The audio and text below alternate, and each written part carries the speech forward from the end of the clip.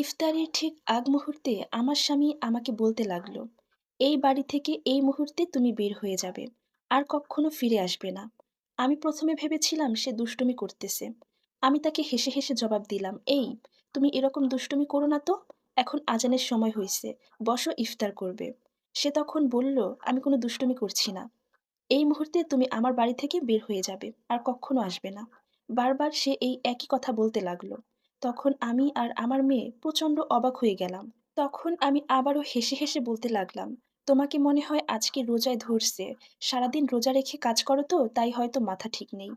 এই কথা শুনে সে প্রচন্ড জোরে চিৎকার করে বলতে লাগলো, একটা কথা তোমাকে কয়বার বলতে হবে, বলেছি না এই বাড়ি থেকে বের হয়ে যাও। এইটা আমার বাড়ি, আমি ঠিক করব এই বাড়িতে কে থাকবে আর কে থাকবে না। আমি যেহেতু বলেছি তুমি এক্ষুনি এখান থেকে চলে যাবে। তার এমন দুর্ব্যবহার দেখে আমার মেয়েটা প্রচন্ড ভয় পেয়ে যায় এবং আমাকে জড়িয়ে ধরে। আর মেয়েটা আমার কাছে জিজ্ঞেস করতে লাগলো, মা, বাবা এমন করছে কেন? বাবা তো কখনো আমাদের সাথে এমন করে না। আমিও ভাবতে লাগলাম, মানুষটার হঠাৎ করে কি হলো? সে আমাদের সাথে এমন করতেছে কেন? এর মধ্যে আজান হয়ে গেল। আমি তাকে বললাম, আচ্ছা ঠিক আছে, বসে ইফতার করে নাও। ইফতার শেষে দুজনে মিলে বসে কথা বলা যাবে। ইফতারির পরে বসে ঠান্ডা মাথায় এই বিষয়ে কথা বলা যাবে। কিন্তু আমার স্বামী আমার এই কথা মানতে নারাজ। সে চায় এই মুহূর্তে যেন আমি আমার মেয়েটাকে নিয়ে বাসা থেকে বের হয়ে যাই। কিন্তু আমরা তো থাকি শহরে। এখন আমরা বাসা থেকে বের হয়ে কোথায় যাব? আমার শ্বশুরবাড়ি এবং বাপের বাড়ি সবই গ্রামে। এরপর আমি কোনো কুলকিনারা না পেয়ে আমার শাশুড়ি মাকে কল দিয়ে সব জানাই। কিন্তু অবাক করা বিষয় হলো, দেখলাম আমার শাশুড়ি মার এই ব্যাপারে কোনো রিয়াকশনই নাই। সে কিছুই বলতেছে না। মনে হইতেছে সে যেন আগে থেকেই সব জানতো। শাশুড়ি মা তার ছেলেকে কোনো কিছু না বুঝিয়েই উল্টো আমাকে বলতে লাগলো, এটা তোমাদের স্বামী স্ত্রীর ব্যাপার, এর মধ্যে আমাকে টানছো কেন? এই বলে সে কলটা কেটে দিল। এদিকে আমার স্বামী তো পাগল প্রায়। আমাদেরকে যতক্ষণ পর্যন্ত সে বের করতে না পারতেছে ততক্ষণ পর্যন্ত যেন কোনো শান্তিই পাচ্ছে না। অনেক ঝামেলা করতেছে। তখন স্বামীর হাতে পায়ে ধরে অনেক আকুতি মিনতি করে সেই রাতটা বাসাতেই কাটালাম। সারাটা রাত দুই চোখের পাতা এক করতে পারিনি। শুধু ভেবেই যাচ্ছিলাম, যেই মানুষটা আমার জন্য জীবন দিয়ে দিতে পারতো সেই মানুষটার হঠাৎ করে কি হলো? সে যেন আমাকে সহ্যই করতে পারছে না। কিন্তু কেন? আমাদের প্রেমের বিয়ে। অবশ্য আমার শাশুড়ি আমাকে কোনো কালেই পছন্দ করত না। তাই আমার স্বামী আমাকে নিয়ে আলাদা থাকতো। কিন্তু বিয়ের এত বছরে কখনো কিছু হয়নি। হঠাৎ করে কি এমন হলো যে আমার স্বামী আমাকে বাসায় রাখবে না? এসব ভাবতে ভাবতে হঠাৎ শাশুড়ি মায়ের একটা কথা মনে পড়ে যায়। সে আমাকে বলেছিল, যে কোনো সময় হোক না কেন সে তার ছেলের সাথে আমাকে বিচ্ছেদ করিয়েই ছাড়বে। মনে মনে হাজারটা প্রশ্ন ঘুরপাক খাচ্ছিল, কি হলো আমার সাথে? আমার জীবনটা এভাবে এলোমেলো হয়ে গেল কেন? তো এসব ভাবতে ভাবতে সকাল হয়ে গেল।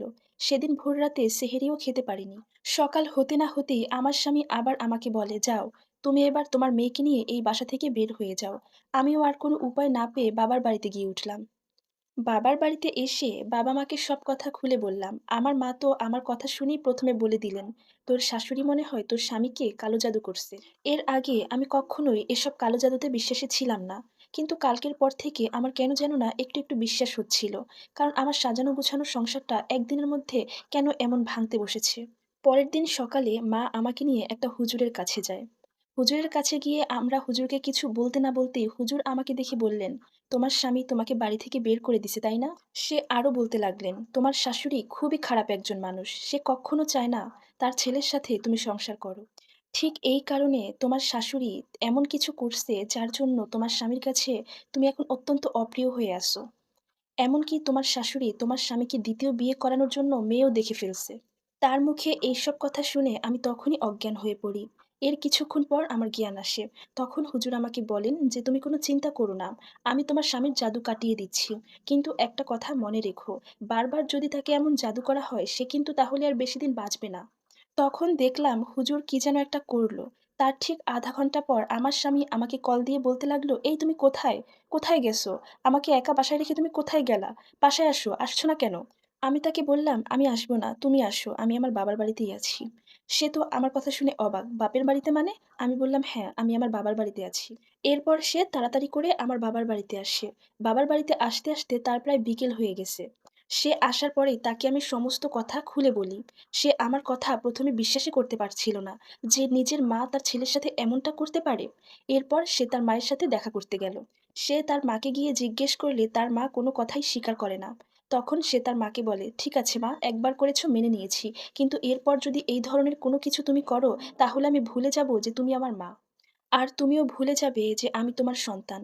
সত্যি কালো জাদু কতটা ভয়ংকর, তাই না? সো ভিউয়ার্স, এই সম্পূর্ণ স্টোরিটা একটা আপুর জীবন থেকে নেয়া, যার সাথে আমার বাস্তব জীবনের কোনো মিল নেই। ধন্যবাদ।